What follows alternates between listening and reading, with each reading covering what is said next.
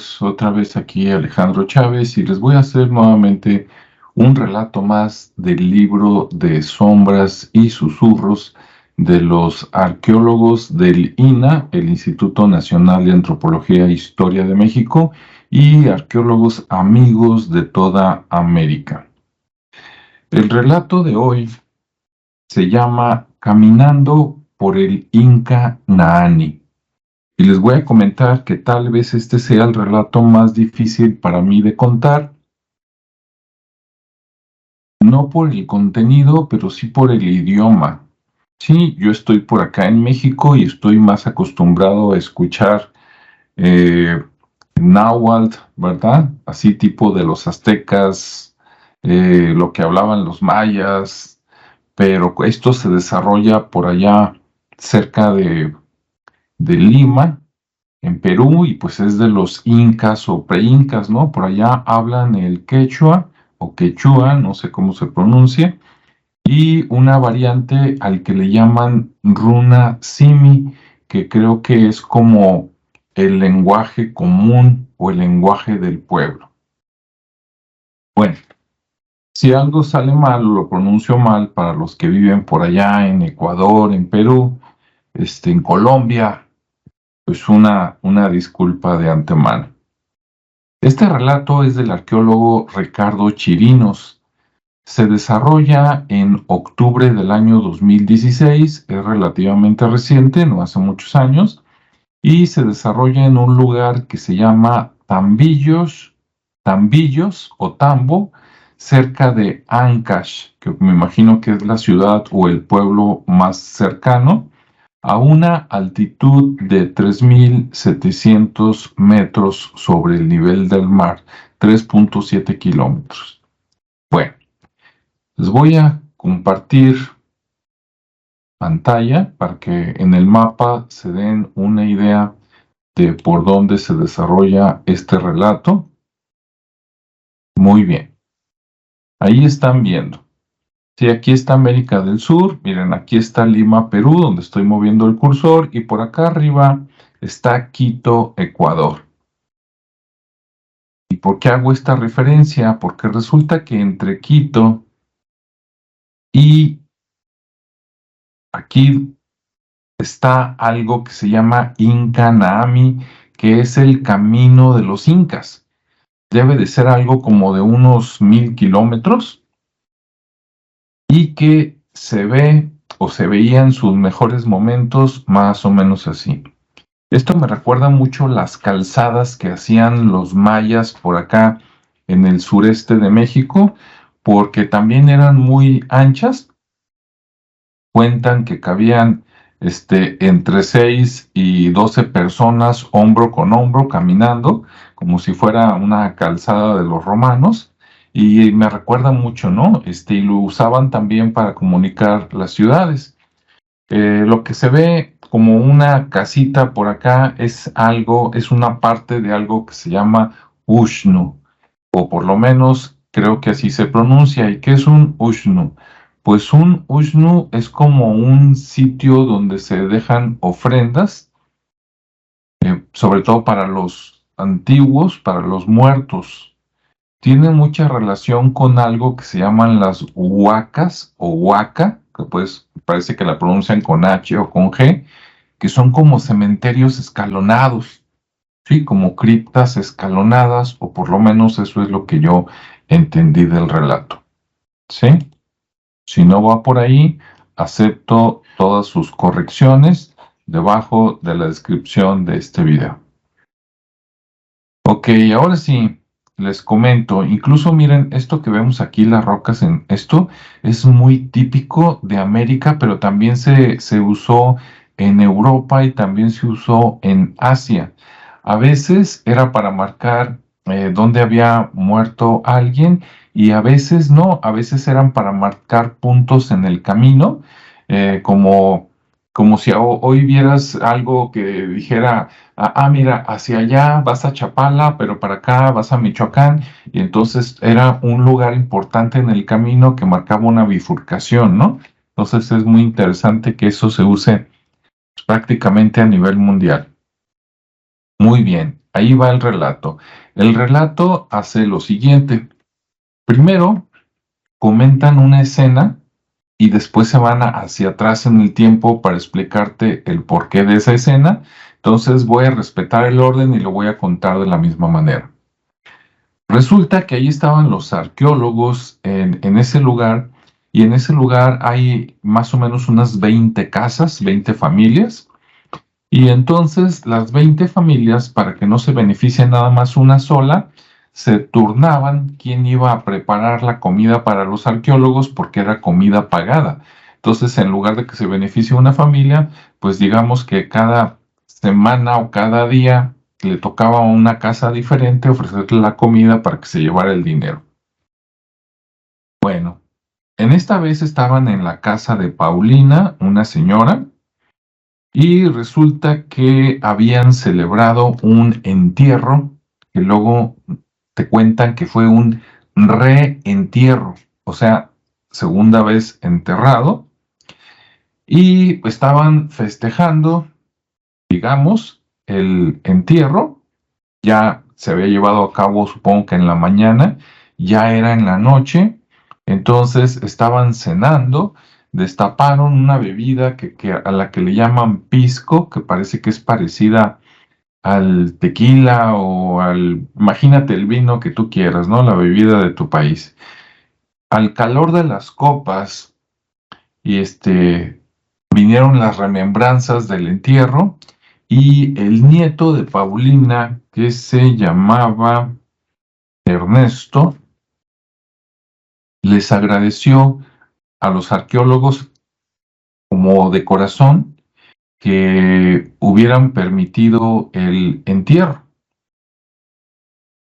Y pues le dijeron que no había problema, que ellos hubieran participado. Con el calor de las copas, al parecer Ernesto se relaja y entonces le confiesa al arqueólogo Ricardo y los arqueólogos que lo acompañaban que él estaba, déjame ver cuál fue la palabra que utilizó, que él estaba consagrado con un IRCA, consagrado con un IRCA. Esto lo traduzco como que él estaba enlazado con un espíritu antiguo, el espíritu de un muerto. Incluso comentó que él de vez en cuando lo veía al espíritu de esta persona muerta, y que el espíritu de esa persona muerta se aparecía ante él como persona. Al parecer nada más él lo podía ver, y cuando aparecía, se aparecía como persona. No vaya usted a imaginarse así un cadáver o algo, no, como persona, como estuvo en vida, digamos, y que incluso hablaba, brindaba, cantaba, lloraba y reía con él. O sea, tenían una plática así como dos amigos, y dice Ernesto que él, después de tantos años, lo ve como un hermano mayor espiritual. ¿Ok? Ernesto le pidió a los arqueólogos que no comentaran esto con la demás gente del pueblo. ¿Por qué? Porque por la educación evangélica, ¿sí? Yo acá en México diría la educación católica, ¿no? Porque es la que tenemos acá. Para mí, todos los que creen en Jesucristo es lo mismo, no se me vayan a ofender. Digo, son cristianos, ¿no? Si son evangélicos, son cristianos, son católicos, son no sé qué. Si todos creen en Cristo, para mí son cristianos, entonces los voy a agarrar así como en la misma bolsa y vámonos tendidos. Bueno, entonces, obviamente me imagino que igual que sucedió acá en México, cuando llega pues el que quieras, ¿no? Los jesuitas, los franciscanos, los no sé qué, cualquier orden que dependa del Papa, pues tener como ser los únicos que están entre tú y la espiritualidad, ¿no? ¿Quieres ver o hablar de los espíritus o de Dios? Tienes que hacerlo a través de mí. Entonces, Todo lo demás te dicen que no existe, que son cosas del diablo y total, que hacen que, imagínate si alguien dice de tu familia, yo puedo hablar con los muertos, ¿cómo le iría con sus papás, sus tíos, sus hermanos, sus vecinos? Acá en México actualmente sería bueno, depende, ¿no? Acá donde estoy yo, para las nuevas generaciones sería wow, compadre, a ver, platícanos, coméntanos y todo. Pero para las personas antiguas que tienen 55, 60 años o más, que fueron educadas precisamente por la religión católica, es cruz cruz, ¿no? Eso es cosa del diablo. Si el espíritu vuelve es porque está penando y un montón de cosas preconcebidas en las cuales yo no creo, con todo respeto. Yo creo que la cosa se maneja diferente, pero sigamos con el relato. Después de que Ernesto confiesa que él pues, tiene un hermano espiritual que es un fallecido, al que le llaman Irka, con H y con K, y le dice que no le diga a la comunidad porque no lo ven con buenos ojos. Entonces nos empieza a contar Ricardo lo que pasó antes y qué tiene que ver esto con el entierro. Y allá va la historia. Resulta que semanas antes, cerca de un Ushnu, estos lugares para dar ofrendas, sí, había un Ushnu y en una huaca encontraron un entierro. En ese entierro había dos personas, un adulto de 30 años y un bebé de 6 meses. Los encontraron, los limpiaron, los sacaron y el adulto tenía una peculiaridad que en uno de los pies tenía 6 dedos, ¿sí? Incluso tiene un nombre esto que mencionaron. No en los dos pies, solo en uno tenía 6 dedos. A veces se dan las cosas. Esto es muy curioso, hago un paréntesis, porque en muchos relatos de misterio se habla de 3 cosas que a veces se repiten en diferentes lugares del mundo o hay coincidencias que pudieron haber sido el origen de los mitos y las leyendas. Por ejemplo, se habla de los gigantes. En este caso no mencionan que tuviera una estatura más allá de lo normal, por lo que supongo que era un esqueleto de tamaño normal, digamos entre 1,60 y 1,80 de estatura por ser hombre. Mencionan solo un pie con 6 dedos. En algunos lugares se habla de culturas antiguas de personas que tenían 6 dedos en las manos y en los pies, en los dos. En este caso no, solo es uno. De todas maneras, mencionan que probablemente cuando esta persona estaba vivo, se le ha de ver, eh, pensaban que era algo especial, ¿sí? Bueno, cuando analizaron el cuerpo de esta persona, vieron que tenía muchos golpes y heridas y que probablemente de eso murió y que piensan que fue un sacrificio, por lo que usted guste y mande, ¿no? Entonces encontraron el entierro de un sacrificio. Bien.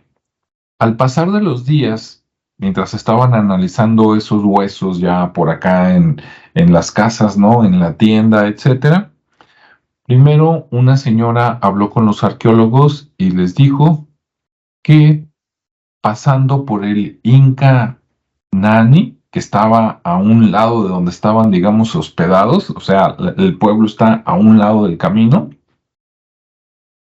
ella dice que escuchó un quejido, así como un sollozo, cerca de donde habían sacado el cuerpo y que al acercarse vio a una figura y que esa figura, supuestamente el espíritu del muerto, le dijo que le habían quitado su cobija, que tenían que volver a enterrarlo y taparlo. Entonces se lo comentó a los arqueólogos.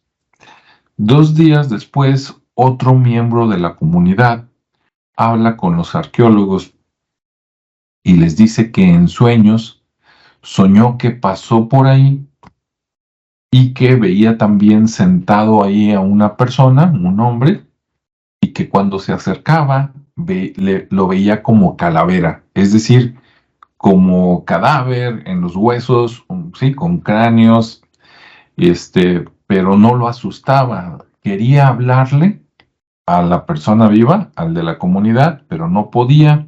Y en el sueño, ya ven que los sueños son locos, en el sueño aparecía otro miembro de la comunidad y en la quijada le ponía un chip como de celular. Sí, a mí también me causó gracia. Y cuando le puso el chip, entonces la calavera pudo hablar y les pedía que lo volvieran a enterrar y que su nombre era Timoteo. Mientras los arqueólogos vieron que ese cadáver, bueno, esos huesos ya eran del siglo XV o XVI, quiere decir que es una persona que vivió por ahí como entre 1450 y 1550, más o menos, digamos que poquito antes de la llegada de los españoles, ¿no? Por allá. Y bueno, pues así se fueron dando las cosas de tal manera que después otros miembros de la comunidad expresaron cosas parecidas y se regó el chisme, ¿no? De que la persona que habían sacado se llamaba Timoteo y pedía, ¿verdad?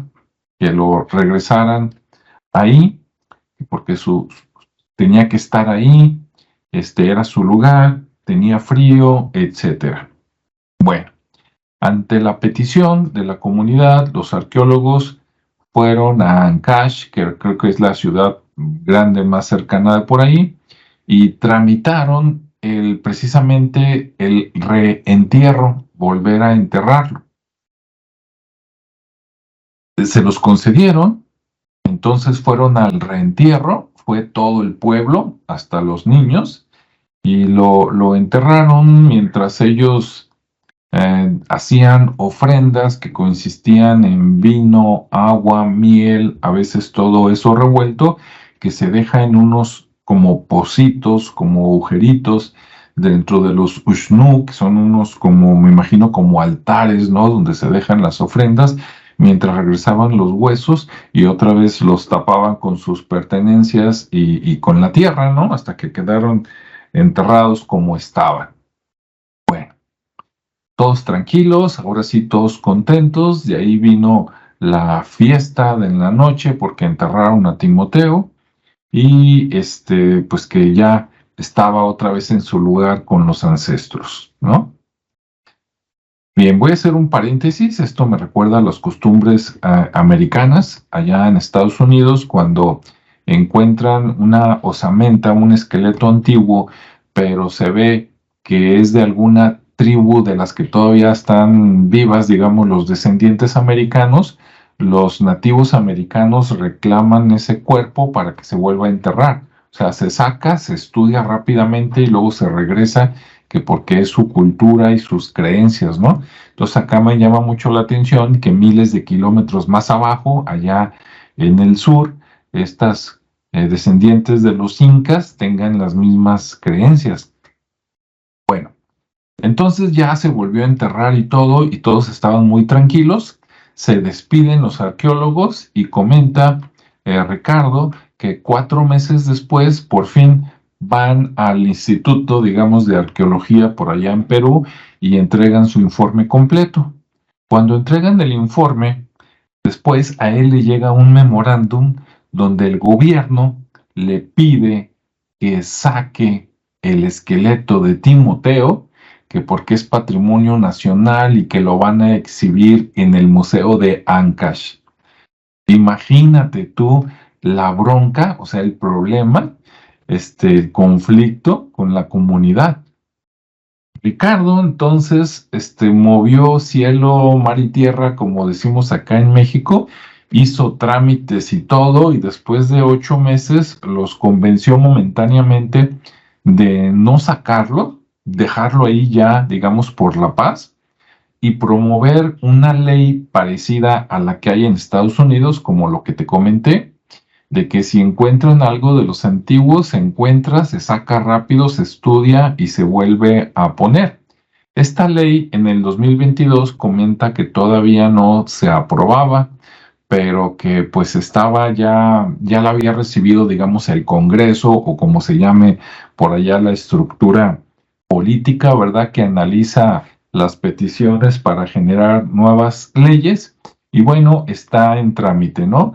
Comenta Ricardo entre broma, o por lo menos yo así lo siento, entre broma y admiración, que definitivamente este Timoteo de 6 dedos debió de haber sido algo especial porque si no, no se pudo haber dado todo esto, ¿no? Que si hubiera sido una persona normal, pues ya estuvieran sus huesos en el museo o a la gente no se le hubiera parecido como espíritu pidiendo que lo regresaran a la tierra, ¿no? Entonces, bueno, pues esa es la historia de Sombras y Susurros que se llama Inca Naani o El Camino Inca. ¿Qué te pareció? Si tienes comentarios o habías escuchado algo parecido, pues te invito a que lo comentes abajo de la descripción del video.